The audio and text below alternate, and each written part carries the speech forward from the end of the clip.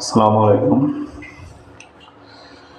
Adobe ফটোশপের মাধ্যমে আমরা কিভাবে পাসপোর্ট সাইজের পিকচার তৈরি করতে পারি, আমরা সেই জিনিসটা আজকে অ্যাডোবি ফটোশপের মাধ্যমে দেখব। চলুন দেখা যাক। Passport size photo in Adobe Photoshop.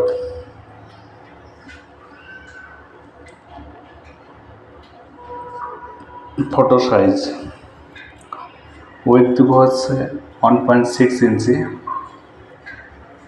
আর যদি আমরা মিলিমিটারে দিই এটা, তাহলে হচ্ছে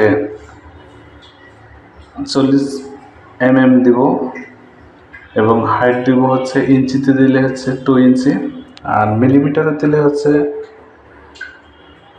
50 mm দিব, আর রেজুলেশন অবশ্যই 300 রাখবো। পিক্সেল অবলিক ইঞ্চি এই অবস্থা রেখে তারপর ক্রপ টুলের মাধ্যমে আমরা এটাকে ক্রপ করে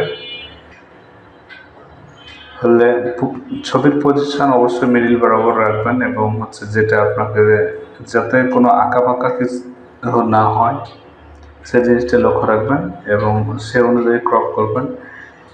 এরপর সেভ অপশনে গিয়ে একটি নাম দিয়ে জেপিজি আকারে সেভ করবেন।